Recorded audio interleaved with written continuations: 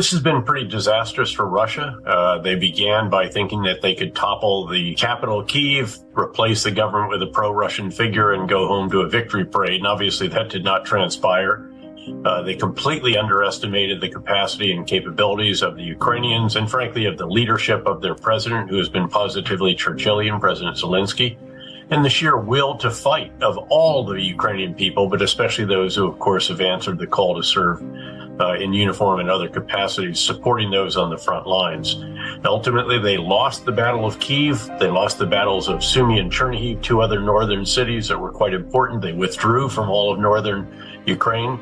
Subsequently, they lost the Battle of Kharkiv. And then the Ukrainians launched a very impressive counteroffensive this past fall, where they pushed down along the border of Russia and Ukraine in the east, south of Kharkiv, and recaptured, liberated a fair amount of what Russia took at the outset in the southeast and the south, the two areas where the Russians did make significant achievements early on in the war. Subsequently, the Russians had to withdraw all their forces that were west of the Dnipro River, the river that runs from Kyiv, sort of sit down and bisects the country east and west.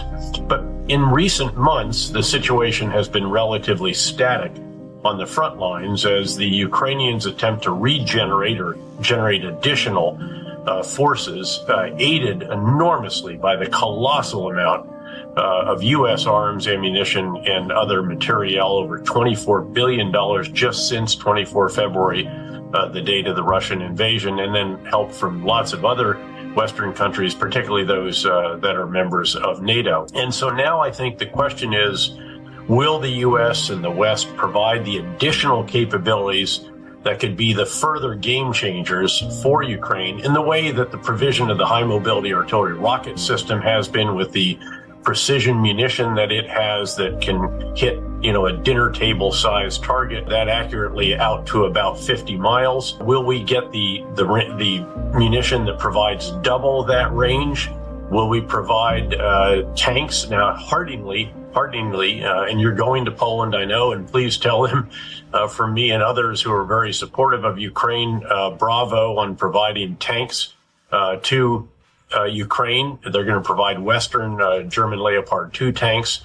The UK is doing the same thing with their Challenger tank, and we hope that Germany will ultimately provide Leopard 2 tanks. That comes on top of the US, France, and Germany providing infantry fighting vehicles, the US providing the Patriot anti-ballistic missile system and anti-aircraft system, which we'll have to train them in the United States to use. And then can we provide some other additional capabilities, some additional counter-drone capabilities, given how devastatingly dangerous the Iranian-provided drone swarms have been, mixed in with cruise missiles from Russia that have done so much damage to the Ukrainian electrical and water infrastructure. And then can there be some other specific capabilities, more high-end drones, the Predator in particular? So I think those are the questions that are in the offing right now. I think that most of those capabilities will be provided, in addition to, again, further extraordinary quantities of particularly artillery ammunition, way over 1 million rounds so far,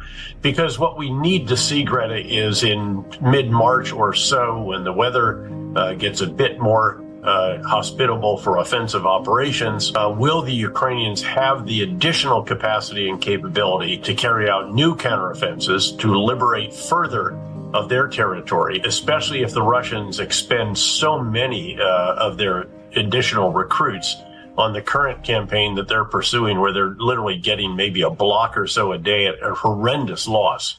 Keep in mind that the Russians have lost probably 8 times the losses they sustained in nearly 10 years of war in Afghanistan, the USSR war there, in just 10 or 11 months. So the question really is, what will it take for Putin to finally realize at some point down the road, and we're not near this point right now, that this war is unsustainable for Russia, and we need to do everything we can to hasten the day where he realizes that on both the battlefield and on the home front, where the economic, financial, and personal sanctions are beginning to bite harder now, and the export controls, we need to provide what's additional to Ukraine and tighten those sanctions so that he finally realizes that this just can't go on, and he's got to figure out a way to negotiate. I think he looks in the mirror right now, Greta, and he doesn't see what a lot of us see, which is a leader who's made a catastrophically bad decision for his country that is incurring enormous losses on the battlefield. Again, the estimates are 100,000 of his soldiers lost on the battlefield. Again, compared with 13,300 or so in 9-10 years of war in Afghanistan. Devastating losses. And then what it's doing on the home front to the economy, the financial system, his inner circle, his industries, and so forth. What he sees is a leader of a proud nation. He believes Ukraine doesn't have a right to exist. By rights, it should be part of Russia. And by the way, he recalls we Russians, we outsuffered Napoleon's army. We outsuffered Hitler's Nazi army. And we are going to outsuffer the Ukrainians, those weak Europeans and the weak Americans. I think he's wrong on that, but we need to prove that. Cyber warfare has been an important feature of the modern landscape, but the rise of the robots, increasingly operating based not just on remote pilots, let's say, but by algorithms, this will absolutely transform warfare. And it will do it in a vastly more significant way than what we're seeing in Ukraine. Keep in mind that in the war in Ukraine, most of the hardware is the kind of stuff that we prepared to face when I was a major in Germany, where we were intent on defending the inner German border. That was before the wall came down and before West and East Germany were reunified. You see the same tanks, the same armored fighting vehicles, the same artillery, and so forth. You do see the advent of some precision munitions, particularly those that we're providing to Ukraine, the guided missile launch rocket system round for the high mobility artillery rocket system, HIMARS, this multiple launch rocket system on wheels. That particular round can go 70 to 80 kilometers, and it can land on, an area the size of your dinner table.